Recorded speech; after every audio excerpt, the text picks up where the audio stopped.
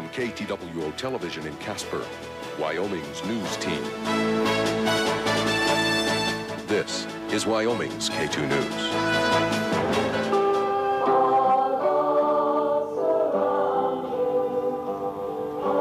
It was a moment to reflect on a young man who's hanging on to life. Good evening, everyone. I'm Thomas Drayton.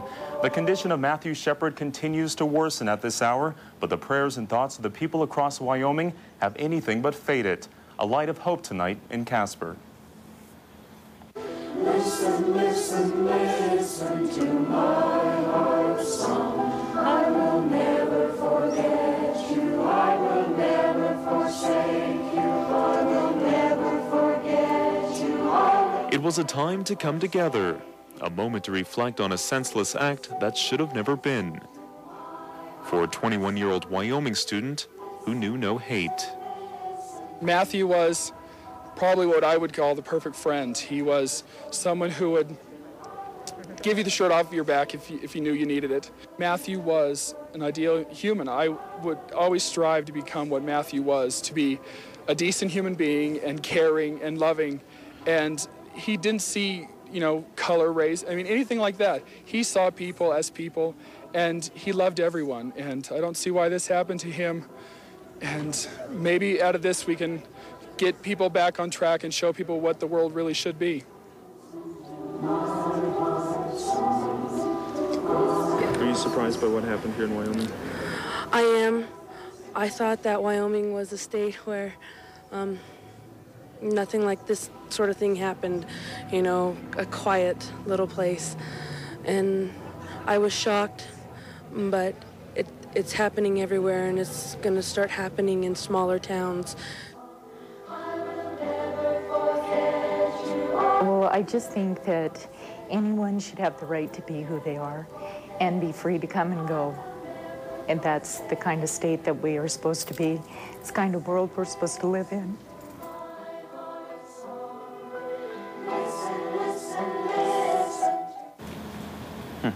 Meanwhile, President Clinton says he's deeply grieved by the attack on Matthew Shepard.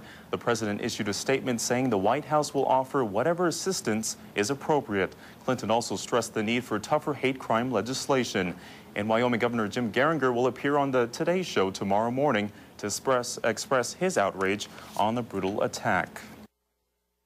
I offer my prayers and my condolences to the family of Matthew Shepard, as well as to the community of Laramie, Wyoming, and the university. While it wouldn't be proper for me to comment on the specifics of this case, I do want to say again, crimes of hate and crimes of violence cannot be tolerated in our country. Those words from the president on this, the day that Matthew Shepard died from a severe beating in Laramie. The case is vicious and to most incomprehensible. We begin our team coverage tonight in Cheyenne, where Natalia Devon is standing by with the latest. Natalia?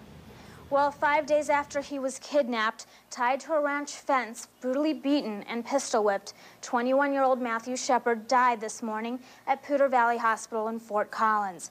Although police say robbery may have been the primary motive for the attack, gay rights groups around the country say Shepard was killed because he was a homosexual. Shepard's family was at his bedside when he died.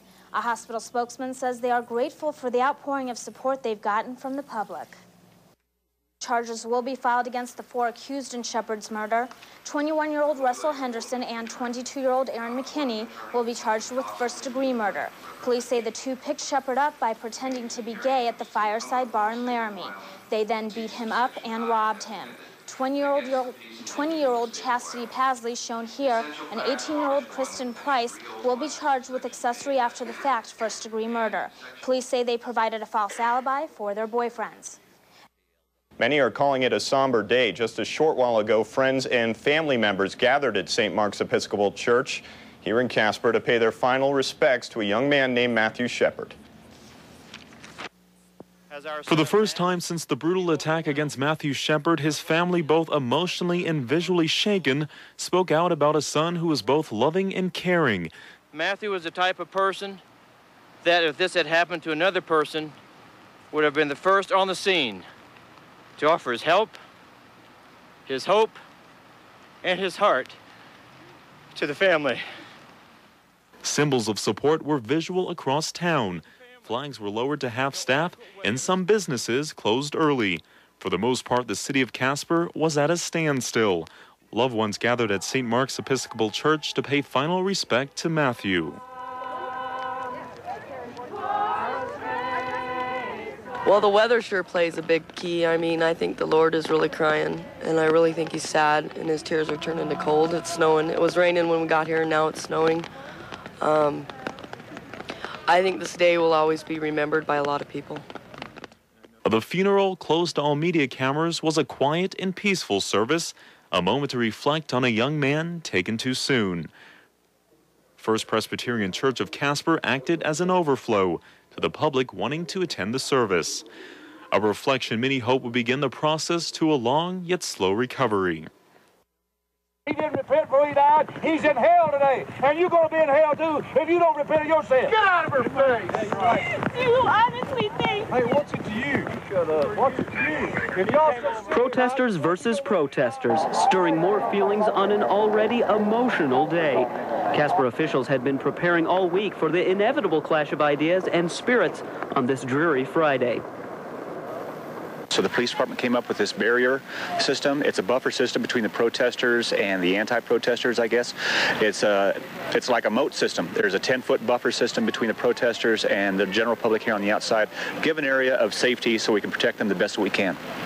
Like the weather bringing more snow, Matthew Shepard's funeral started drawing more people in attendance. As the numbers grew, so did the verbal arguments, but all continued without violent incident. Citizens got together to show how they would not tolerate an anti-gay protest on a day of bereavement for the Shepard family.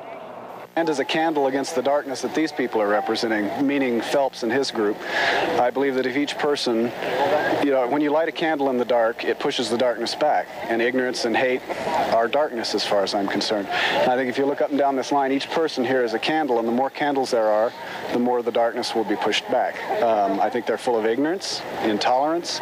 Instead of engaging them, we're just going to turn our backs on them here and let them know that what they have to say is not any of our concern. We're not going to hate them, but we're not going to buy into their rhetoric either.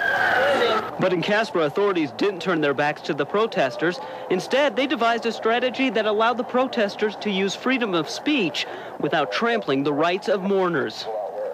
Apparently, in stuff like this all over the country, if you do it wrong, you get sued. Well, we're trying to avoid that, but most of all, we're trying to segregate the people who wish to protest from the people who wish to go over the church and worship and pay their respects. So hopefully it's going to be over here in a couple hours.